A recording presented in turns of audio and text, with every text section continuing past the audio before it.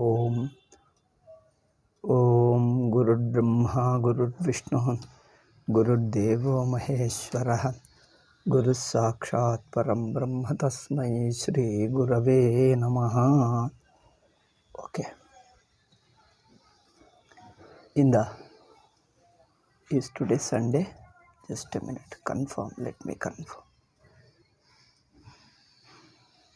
Today is Sunday, yes. So we were discussing Bhagavad Gita 6th chapter. 27th we have covered, 28th we have to do 28th also. In a way we have covered before. I just briefly summarize 28th and proceed to the 29th shloka. Okay, 28th one I am reading. Yunjannevam sadatmanam yogi vigata kalmashah. Like Yunjan means he has been practicing the concentration. Applying the mind to Atma is yoga. So Yunjannevam sadatmanam.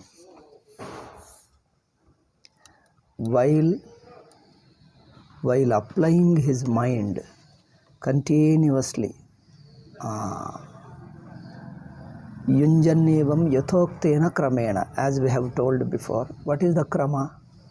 What is that way? Krama means what is that method? Understand the very mind itself is a thought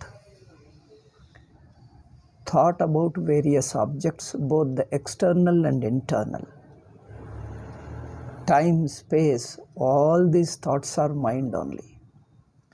So mind, while it entertains the various thoughts, the thoughts represents various objects and also their relationship with oneself.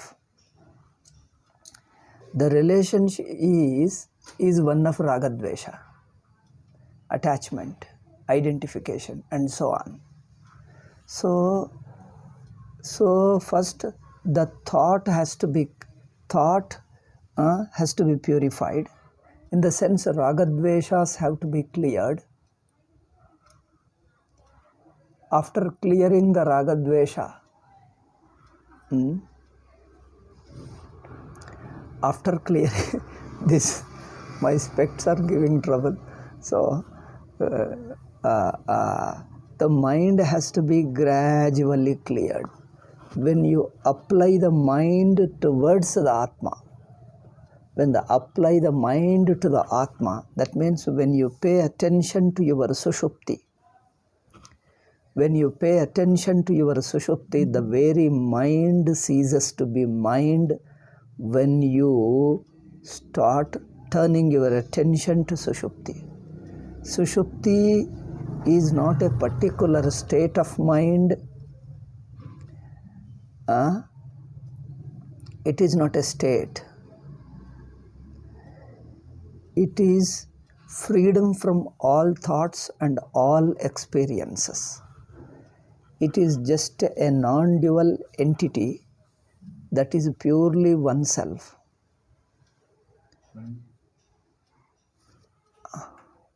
So all the thoughts are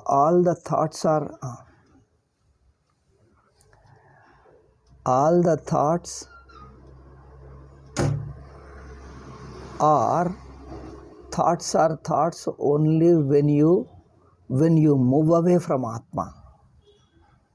Sushupti is not a state, it is oneself, purely oneself. So when you move away from yourself, that means when you assume something other than the self, when you assume within the self something anatma, that is adhyasa. When I slip from the very Sushupti, which is my nature, which is myself, I assume something else as myself. That is a sense of individuality. The sense of individuality is based upon body, mind and sense organs. And this sense of individuality based upon body, means it is an identification of body, mind and sense organs. At the same time, that individuality is related to the rest of the world, feels that it identifies with the body, mind and sense organs, feels related to the rest of the world. See, two things happen simultaneously. An identification, through identification an individuality is born, and that individuality gets related to the rest of the world. Okay, so these relationships bring attachments, raga, dvesha. So we have to purify these two things. One is the relationship with the external world. Second is identification with the internal world. Okay, relation is also involves raga, dvesha, mamakara. That's why Bhashyakara in Adhyasa Bhashya says, Ahamidam mamedam naisargikoyam loka vyavahara. Ahamidam, I am this. I am so and so. Mameyam, this is mine. So with the rest of the world, the relation is this is mine.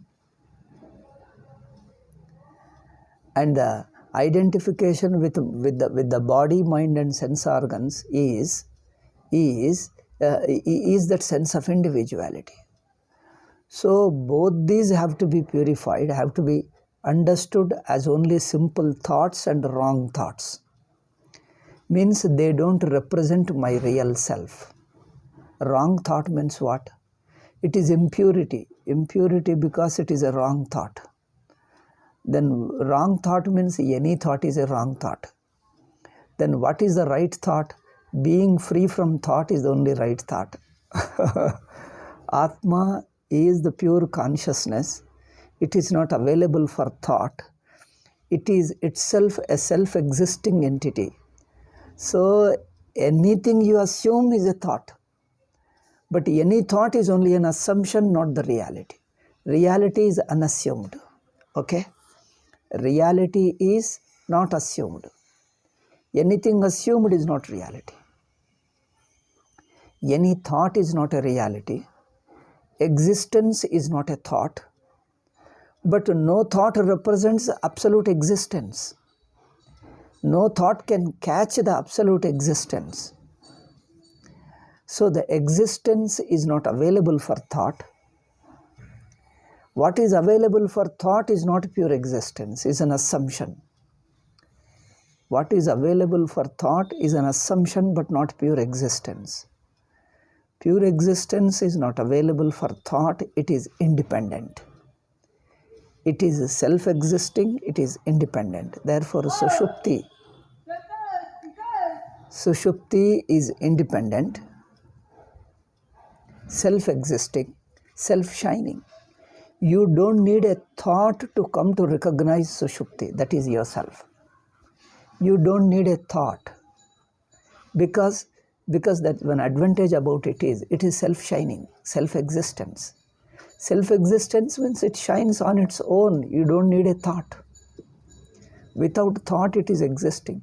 All the thoughts appear only in this. All the thoughts appear only in the pure existence. Taking the pure existence as a basis, any thought appears. A thought appears, it assumes that existence as its basis. And it presents as if it is existing. I thought is existing. The thought of the world is existing. It appears as if there is a world. As if I am individual. My individuality is an existence. But individuality is not an existence. It is taking the support of real existence and posing as an existence. Okay?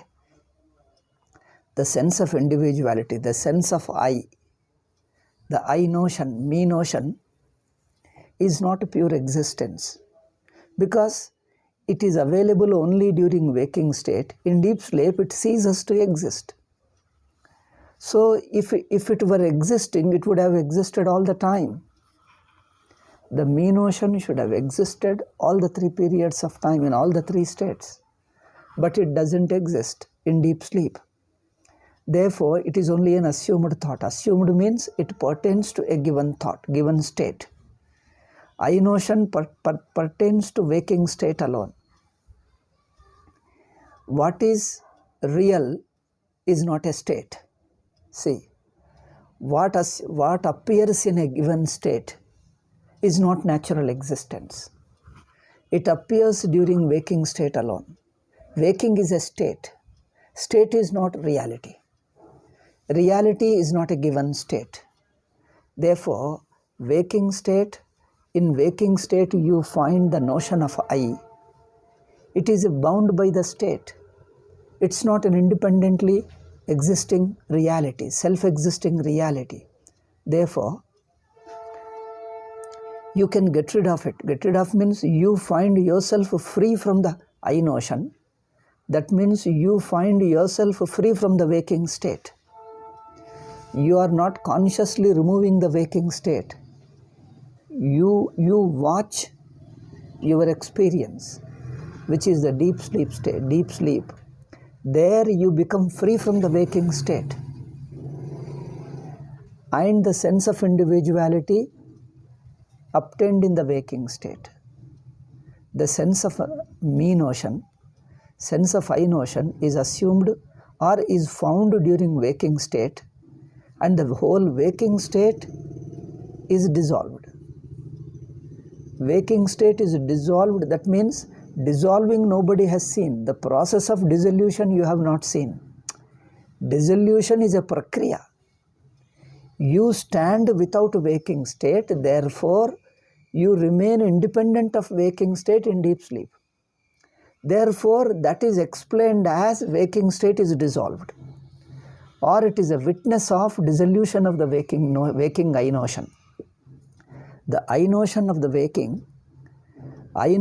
waking is known to the deep sleep, that is witnessing consciousness. Witnessing consciousness is aware of the waking I notion, and at the same time it is aware of the disappearance of dissolution of the I notion in the waking. So the I notion in the waking is known to the Sakshi, that is a deep sleep, that is a witnessing consciousness. The I notion is known, I notion is witnessed. Known means witnessed. Known means don't mean that through thought you are related to it. Knowing is not through thought, it is witnessing. It is witnessing means you are not involved, but you are independent of it. So the I notion of the waking is known in the witnessing alone, and the witnesses Sushupti witnesses the dissolution of the I notion, wakeful I notion. It is aware of the wakeful I notion. It is also aware of the dissolution of the wakeful I notion. How? How do you say I am aware of the dissolution of the wakeful I notion? Because wakeful I notion, there is a contrast of wakeful I notion.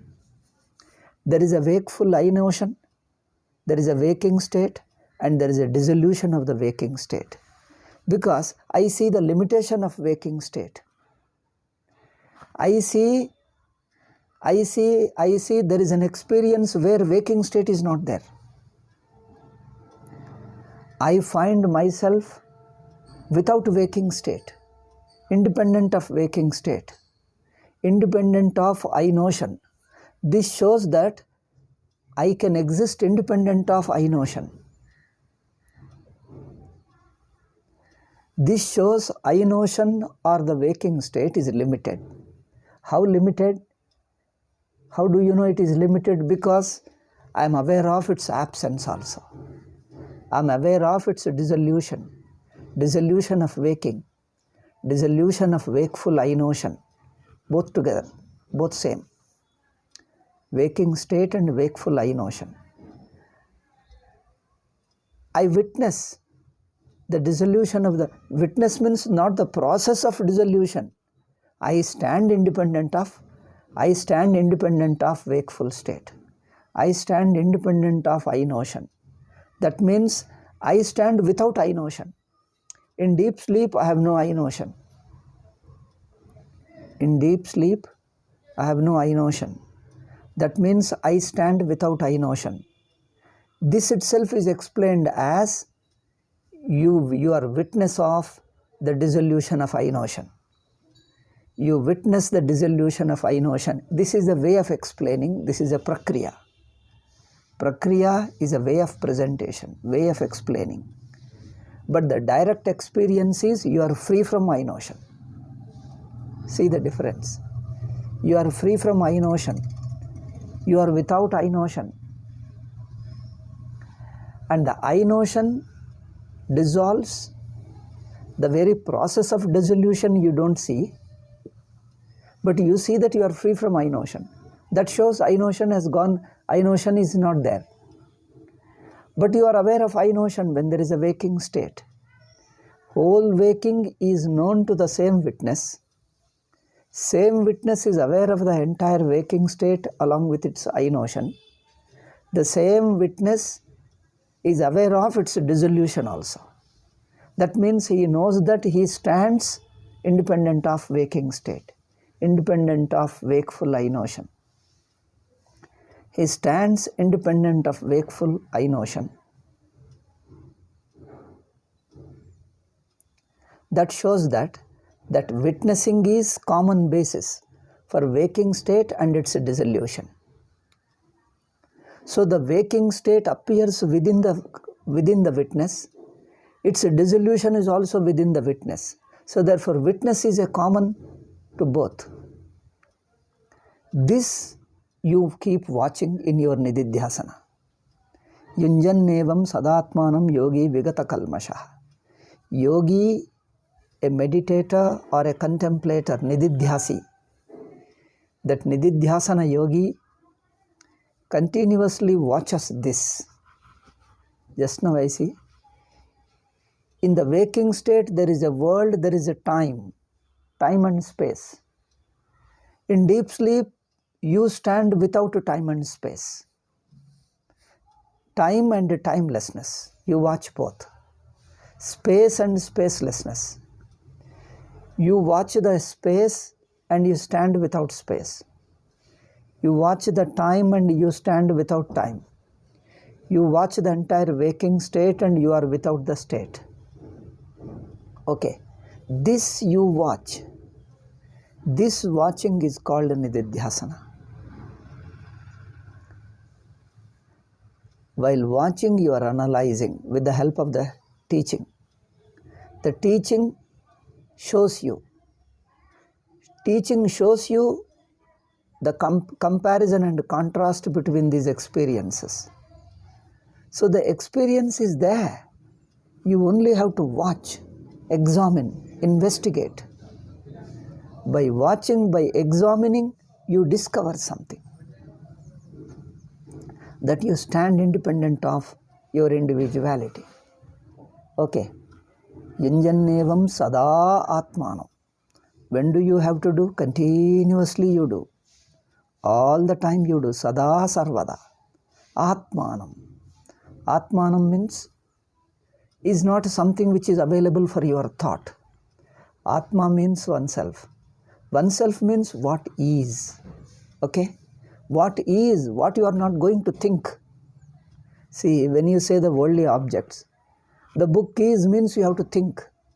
You have to have a thought of the book, then only I am showing the contrast between the worldly existence and Atma's existence.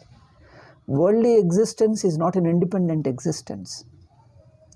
Existence of the worldly objects and also the world is not an independent existence. It depends upon thought. Only thought establishes their existence. When you have a thought of the book, there is a book. When you have a thought of the waking state, waking world, there is a world.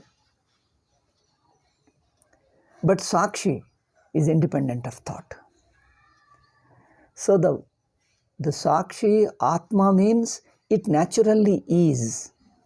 It is on its own, independently, naturally it is. It is the Swarupa. That means it doesn't depend upon thought. State depends upon thought. World depends upon thought. Okay? The existence of the world comes to be known only through thought. Therefore, when we say it is existing, in the worldly sense I am talking, empirically, we say it is existing, yet it needs a thought. It is an existing which depends upon thought. That means it is not independent existence. But Atma is independent. It doesn't need a thought. Okay? Therefore, where we say Atmanam Yunjan, that means you do contemplate. You apply your mind, you watch. Contemplation means watching. Watching, observing. Watching the Atma. Watching the Atma means what do you do? Do you look for a thought? Like if you are watching the world, you entertain a thought. Through thought you watch. Okay? Through thought you watch. Because by assuming a thought, you come to watch it. Any worldly object. Any worldly object has to be watched through a thought. But whereas you are witnessing Atma, doesn't need a thought to be watched. The very thought appears in the witness. Therefore, watch the Atma means, watch the very natural watching, natural witness. The natural witness is already witness. It is already there. It is watching everything. It is watching all the thoughts. Then you mean, is there no thought? While watching the witness, there is a thought, but that thought is of a highest level, purest level thought. What happens? All the world assumes one thought, a transparent thought like a mirror. And only it reflects on only Atma, witness alone. All thought becomes a pure, transparent mind alone. One thought, transparent thought, in which that transparent thought reflects only witness and nothing else. Watching Sakshi means what? Now the thoughts are reflecting worldly objects. Okay? Thoughts are reflecting book. Thoughts are reflecting the wall. Thoughts are reflecting means objectifying. So instead of objectifying, we call reflecting. Thought is reflecting the body. Thought is reflecting the mind, reflecting or assuming. Thought is reflecting the I notion. Thought is reflecting the external world. Now this thought has to be withdrawn from all these objects. And it has to reflect only witnessing consciousness. The thought reflects only witnessing consciousness. It becomes totally transparent. Vigata kalmashaha. It becomes totally free from all kalmashas. All other thoughts, first all the worldly thoughts are reduced into states. Waking, dream and deep sleep. All the worldly objects are reduced into 3 states. Then the 3 states are reduced into 2 states. Waking includes dream. Okay. The waking dream put together one thought, waking or call dream, anything. Either you call dream or waking, it is same. Then deep sleep, reduce it to 2 thoughts. Now at this stage, further nididhyasana is, even the waking thought is dissolved into witnessing thought. Okay?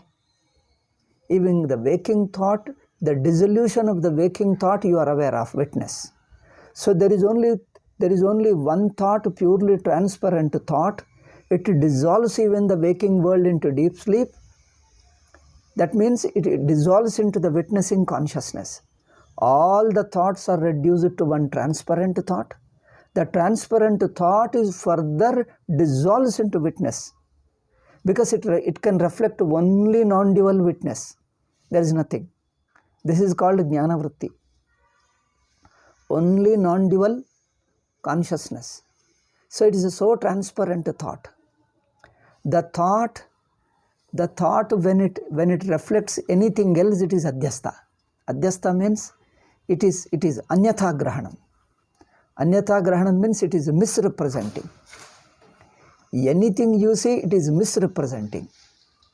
Because what is only witnessing consciousness. So the witnessing consciousness misrepresents, you start seeing the world. Both the world and the body, mind and individuality as well as the world. Okay? Individuality as well as the world. And this world as well as the individuality is reduced into state. Waking and dream. Okay? And the waking and dream is watched how it reduces into deep sleep, into the witnessing consciousness. How it dissolves into witnessing consciousness.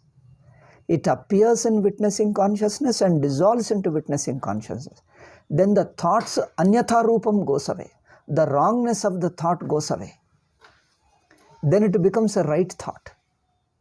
When it is reflecting anything other than the witness, it becomes a wrong thought. Because Sakshi is misrepresented as the right from the aham thought, right from the I thought to the entire world, inert object. All these thoughts are wrong thoughts misrepresenting the Sakshi. Okay. Then we start understanding all these are wrong thoughts. So the thought is reduced to first waking state. Then the waking includes dream state. Then that state, combined state of waking and dream becomes one state, is further dissolves into deep sleep, into the witness. So when it dissolves into the witness, rises in the witness and dissolves into the witness, then rising in the witness means it is still witness. Dissolves into the witness means it is still witness only. That means thought becomes so transparent that it can reflect only witness and nothing else. Thought becomes so transparent, the entire state is reduced to one transparent thought, and it reflects only witness and nothing else. Only consciousness, the pure existence and nothing else. That is called samyak jnanam. It is a right thought, it is not a wrong thought. That thought, as it becomes a samyak jnanam, right thought, it dissolves into. As it is a right thought, it dissolves into the witness. Because when it reflects the witness, it doesn't objectify the witness. When it reflects any other object, it objectifies witness. See, any other object, when thought reflects any other object, it objectifies it. When the thought reflects the witness, it doesn't objectify it, it dissolves into it. That is a difference. That's why that Jnana Vritti doesn't objectify Brahman. Okay. So that the whole thought is a transparent thought because it is discharged of all the worldly thoughts, worldly objects. All the worldly objects are discharged. It becomes purely transparent. And there are no more objects in it. No objects in it. No object and no subject also. Subject means the mind, thought, body, sense organ. Neither the thought assumes neither the thought of a body, the mind assumes neither the thought of the body, nor the thought of the mind, nor the thought of aham vritti, nor the thought of the world, nor the thought of the time and space. Then all these are reduced into one transparent thought. It is something like mirror reflecting the mirror. You see, when the mirror is reflecting a wall, you can see it. When the mirror is reflecting another object, you can see. If the mirror is reflecting another mirror, mirror means transparent. If mirror is reflecting another mirror, Nothing is visible because it is transparent, not available for any reflection. So the thought becomes transparent, not available for any reflection. Not reflecting any other object. I put it this way. Not reflecting because no object is available for reflecting. All the objects, only when you have an anyatha grahanam, wrong thought. Wrong thought means witness is wrongly presented, then you see as the world, body, mind and sense organ and I notion. Even the I notion is a wrong thought. That's why in deep sleep, the wrong thought goes away, isn't it? The wakeful I notion goes away because it is a wrong notion. So when everything dissolves, what happens? It becomes a very transparent thought, dissolves into the Sakshi. It is a purely transparent notion. There is no object to objectify. All objectification is gone. Only simple transparent. A transparent mirror reflecting another transparent mirror. What does it do? Does nothing. Similarly, the mind reflecting the witness. When the mind reflects the witness, what happens? In the process of reflecting the witness alone, it dissolves all other objects. Entire world it dissolves, including I thought. Including I thought, all other thoughts are dissolved. Then that thought, when it reflects, it cannot objectify, because any other objects, when it reflects, it objectifies.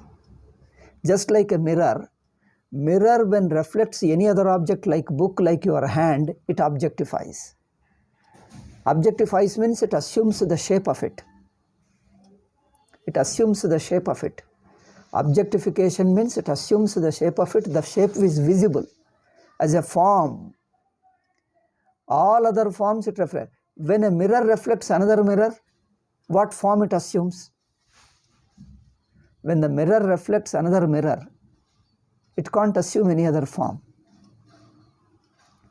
Light falls on an object, assumes the form of the object. Light, the daylight, forms on a book, it assumes the form of the book. When it falls on the sky, what form it assumes?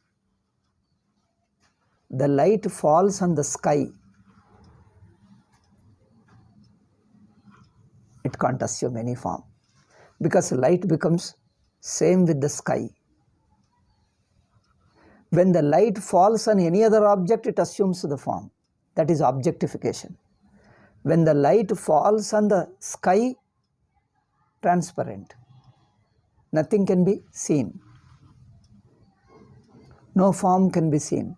Similarly, when the thought shakes off all other objects in the world, that's why Vigata Kalmashaha, it becomes free from all other thoughts.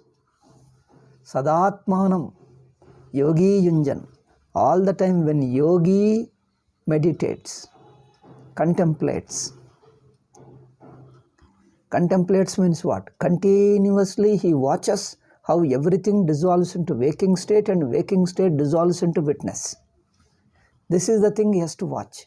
Watching alone is nididhyasana. They think watching is not like yogic meditation, that savikalpa samadhi, nirvikalpa samadhi. That means you are watching the thought alone.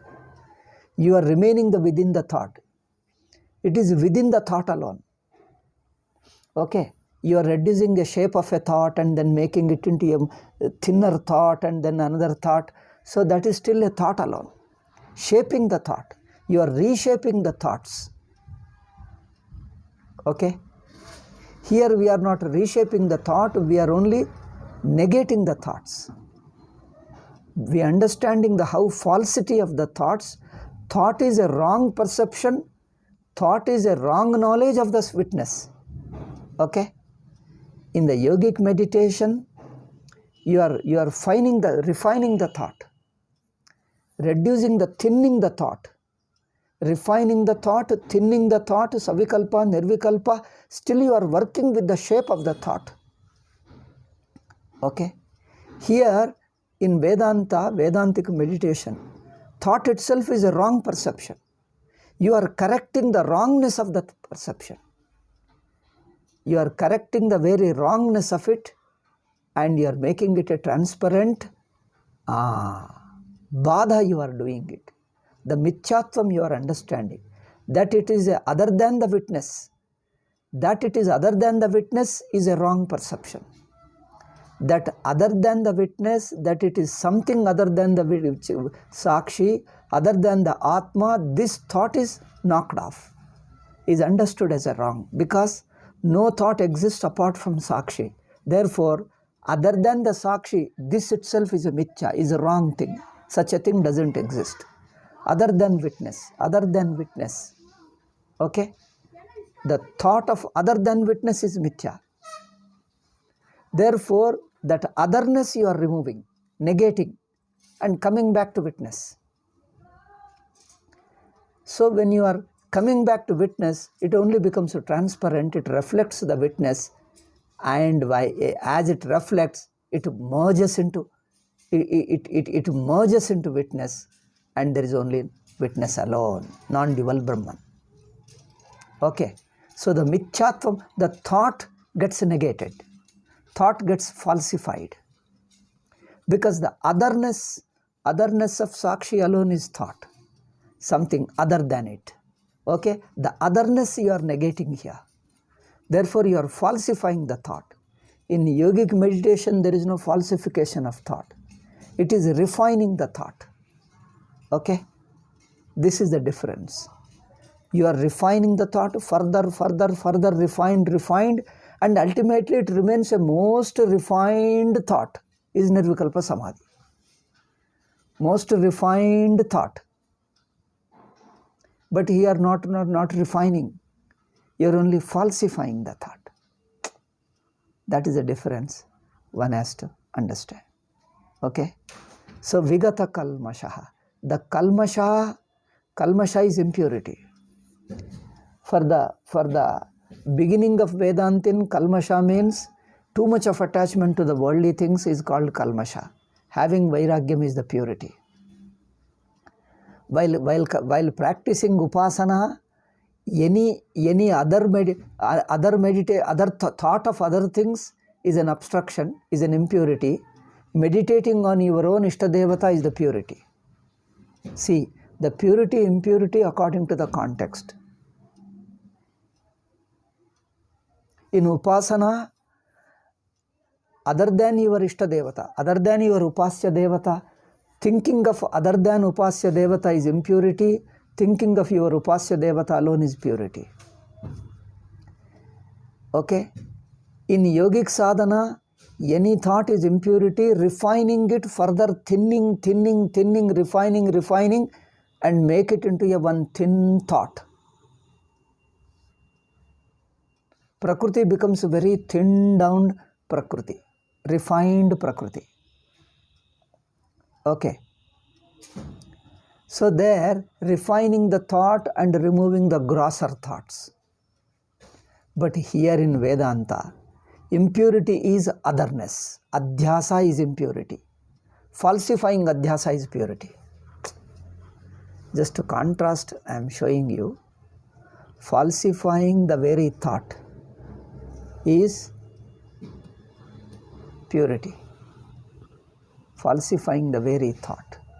So that thought, when the entire world, including the I thought, I notion, waking state, and everything is negated, and you just stand as yourself. That last thought becomes so transparent on negation that everything dissolves and it reflects only witnessing consciousness. Even that dissolves into Sakshi. Okay. That thought alone, when everything is reduced to Sakshi, everything is falsified. Everything falsified means the otherness other than the Sakshitvam is negated. So that negated last transparent thought is Jnana Vritti. That is also thought alone. but it is falsifying thought. Therefore, with the help of that thought alone, you can teach others. That thought alone becomes a basis for teaching others. But that thought also dissolves into Sakshi and you remain alone, non-dual Atma. Therefore, Jnana Vritti, Jnani also is only a Vritti, but unlike all other Vrittis, it is a dissolving Vritti. It is a negating Vritti. Okay. And that Vritti teaches how everything else is a false Vritti, and this alone teaches means it forms a contrast. Everything else is a wrong Vritti and this is the right Vritti. Okay. Everything else is a wrong Vritti. This alone is a right Vritti because it is reflecting only witness. All other things are misrepresenting the witness, and this Vritti doesn't misrepresent, it falsifies all misrepresentations, and it only reflects but doesn't objectify. That you note it. It doesn't objectify, it reflects. Okay. So it only reflects. That is Jnana Vritti. Okay. So Sukhena, so Yunjannevam Sadatmanam Yogi Vigata Kalmashaha Sukhena Brahma Samsparsham Atyantam Sukhamashnute. Then he Sukhena happily attains the Atyantam Sukham, the absolute Sukham.